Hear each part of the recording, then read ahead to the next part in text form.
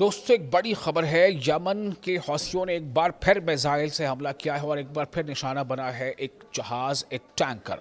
کون سا وہ ٹینکر ہے، کس دیش کا ہے، پوری تفصیل آپ کو بتاتے ہیں۔ آپ دیکھ رہے ہیں نیوز 18 کا سوشل میڈیا پلیٹ فارم، میں ہوں وصال اعظم۔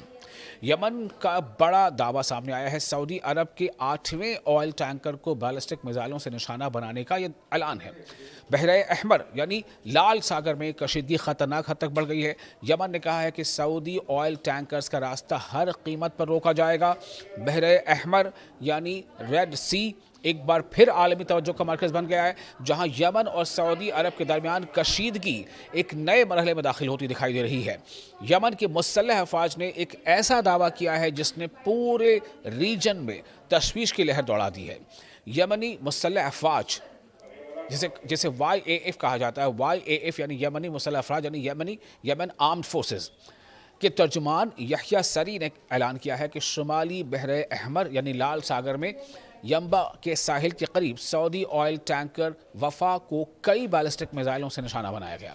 ان کے مطابق حملہ اپنے ہدف پر کامیابی سے لگا ہے، یعنی یہ جو اٹیک تھا یہ بالکل ہٹ کرتا کیا ہے، اس اٹیک نے ٹارگٹ کو ہٹ کیا ہے۔ یمن فورسز کا کہنا ہے کہ یہ کارروائی ان کی بلاک ایڈ کے بدلے بلاک ایڈ حکمت عملی کا حصہ ہے۔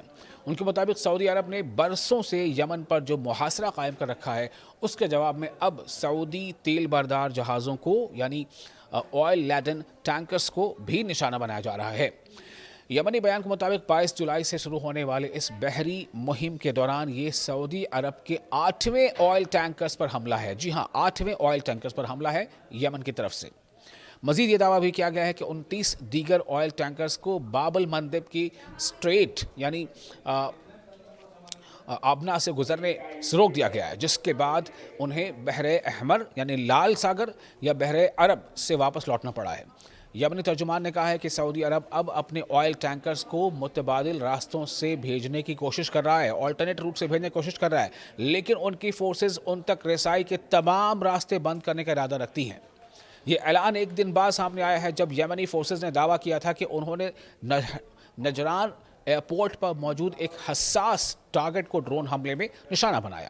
ان کے مطابق یہ کارروائی سعودی ڈرونز کی یمنی فضائی حدود میں پروازوں کے جواب میں کی گئی ہے۔ ادھر بین الاقوامی خبر رساں ادارے رائٹرز کی ایک حالیہ رپورٹ کے مطابق مسلسل کشیدگی کے باعث 6 سعودی سپر ٹینکرز نے بحر احمر یعنی ریڈ سی کا راستہ چھوڑ کر جنوبی افریقہ کے گرد لمبا راستہ اختیار کیا، جس سے ان کے سفر میں تقریباً 25 دن کا اضافہ ہو گیا۔ دوسری طرف سمندری انشورنس کمپنیوں نے بھی بحر احمر کے مزید علاقوں کو ہائی رسک زون قرار دینا شروع کر دیا ہے، جس سے جہاز رانی کے اخراجات اور خطرات دونوں بڑھ رہے ہیں۔ تاہم رپورٹس کے مطابق دیگر ممالک کے تجارتی جہاز اب بھی بڑی تعداد میں باب المندب سے گزر رہے ہیں، جس سے ظاہر ہوتا ہے کہ موجودہ کشیدگی کا اثر فی الحال زیادہ تر سعودی جہاز رانی تک محدود ہے۔ اسی دوران برطانوی اخبار دی گارڈین نے بھی رپورٹ کیا ہے کہ سعودی عرب یمن کے بحری ناکہ بندی ختم کرانے کے لیے زمینی اور بحری کارروائی کے مختلف آپشنز پر غور کر رہا ہے، جبکہ ایک بین الاقوامی بحری اتحاد بنانے کی کوششیں بھی جاری ہیں۔ یہ بات یاد رکھنا ضروری ہے کہ سعودی عرب نے یمنی فورسز کے تازہ دعووں پر فوری طور پر کوئی سرکاری رد عمل جاری نہیں کیا ہے اور حملے سے متعلق بعض دعووں کی آزاد ذرائع سے یعنی اوپن سورسز سے مکمل تصدیق بھی نہیں ہو سکی ہے۔ لیکن ایک بات واضح ہے کہ بحر احمر یعنی لال ساگر میں بڑھتی ہوئی یہ کشیدگی، یہ تناؤ صرف یمن اور سعودی عرب تک محدود نہیں رہی، بلکہ عالمی تجارت، تیل کی ترسیل اور پورے خطے کے امن پر بھی اس کے اثرات مرتب ہو سکتے ہیں۔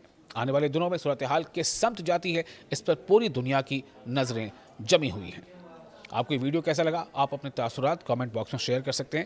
ویڈیو اچھا لگا ہو تو اسے لائک اور شیئر ضرور کریں۔